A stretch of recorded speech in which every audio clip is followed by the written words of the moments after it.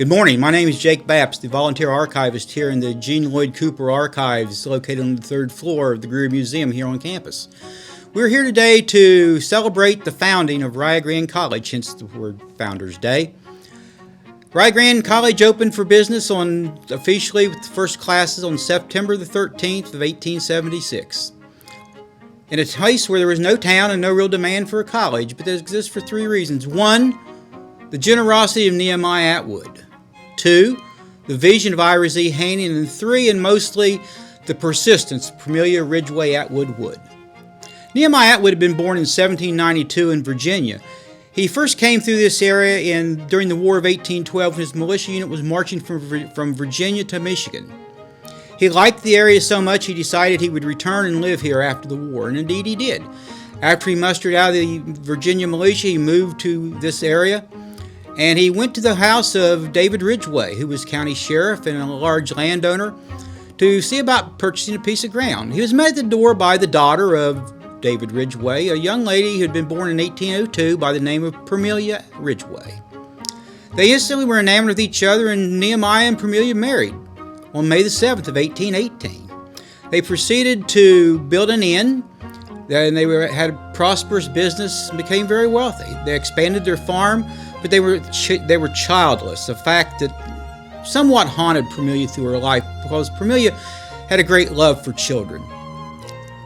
They became friends with the Ira Z. Haney, a traveling Free Will Baptist minister. He would spend the night at their inn, and they would have long discussions into the night about religion and life in general. The Atwoods converted to become Free Will Baptists, and they were baptized on January 26, 1851. A remarkable date when you consider that Free Will Baptists believed in full immersion, and so they were completely dunked in Raccoon Creek on January 26, 1851. In their discussions, after Nehemiah Atwood had donated the land where Calvary Baptist Church now stands to build the church, he and Haney had long discussions about what he should do. Atwood wanted to do something for the community. He couldn't preach. He said he was too old. And Ira Z. Haney, with his vision, said, build a college. And Nehemiah Atwood automatically said with his generosity, I'll do that. I will build a college. And so they started searching for a place to build the college.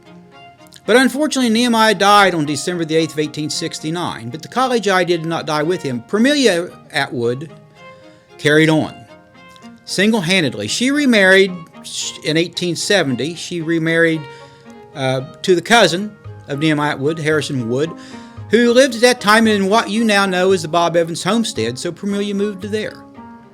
She went on with the idea of the college. She decided she would give this 10 acres of ground but now Allen Hall sits in the middle of it. She would build a college there. She paid for the construction of the first building, Atwood Hall, a large 4-story building. It was so large it was said that you could hear the bells 6 miles away and see the tower 4 miles away.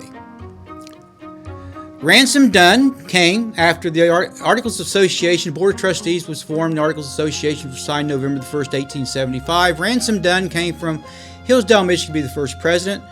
And there was a faculty of 3 other people, Nellie Phillips, Albanus Moulton, and George Slayton. On September 13th, 1876, 15 students met with the 4 teachers for the first day of classes at Rio Grande College.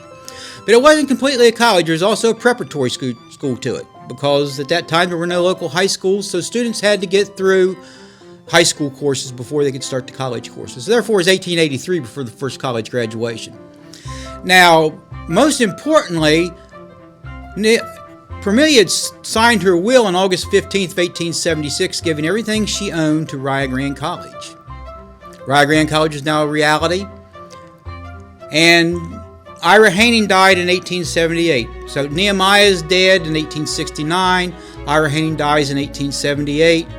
And then Harrison Wood died shortly after that, leaving only Parmelia, who was on the board of trustees of the college. She was the vice president of a bank. She did things that women of the 19th century didn't do. She was truly a remarkable woman. But mostly she persisted in building a college where none existed because her dead husband wanted to build a college. She passed away in 1885. The will was contested and not settled until 1896. So for 11 years, the existence of Rio Grande College was in some doubt. But we're still here. And We are growing and doing more than we ever could.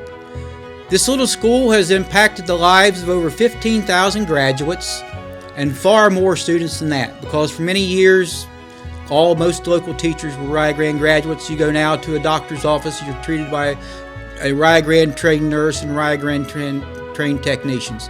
We continue to contribute to Gallia County, the state of Ohio, and indeed the United States and the whole world. So be proud of Rio. We're here. We're going to stay. Go Rio.